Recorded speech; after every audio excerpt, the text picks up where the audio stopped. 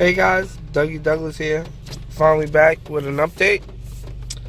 So, I haven't uploaded for the past 2 weeks because I've been sick. And then as you can see, the weather, quite frankly, isn't the best for any of this.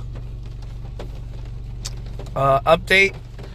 It wasn't that something was wrong with my battery. It was the fact that, if you look right here, this light is messed up, so sometimes it'll pop out and overnight it'll drain my battery.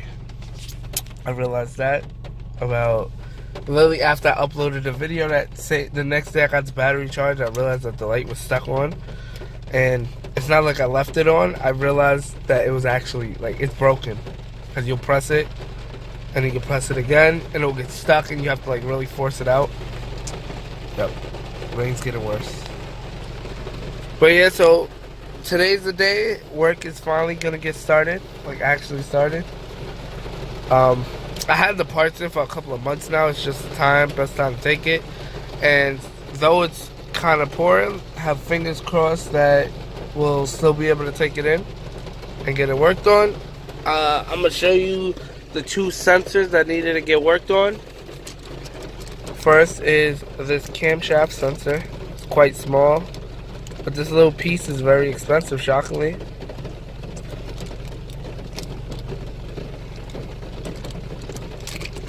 That's the camshaft sensor. And the biggest and most expensive fix is the evap shutoff valve.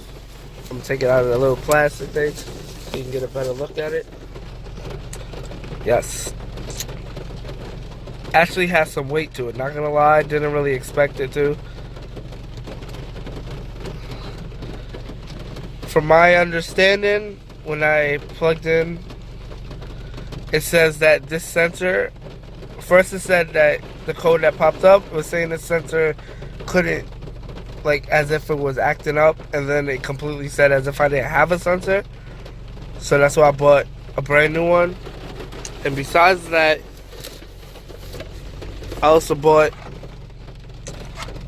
the wiring to go with it, just in case, because it said it recommends that you replace both of them. So I have both. Also in this box, just in case, cause I know the car is kind of older and the thermostat sometimes seem to be acting wonky, I bought one. Get out of the box. Bought one. Honestly, this looks like a toy UFO, in my opinion, or a spinning top. But thermostat, I personally don't know.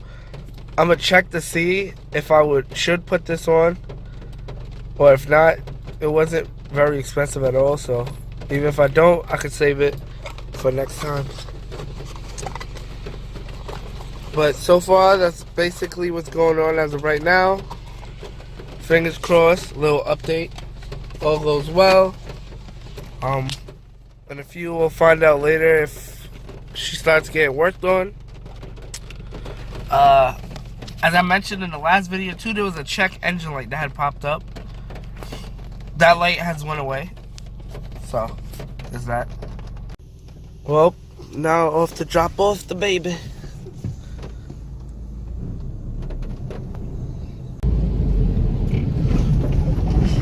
Well, I can see from it sitting so long, I'm gonna need rotors, definitely, because I don't know if you can hear it or not, but you can hear it rubbing.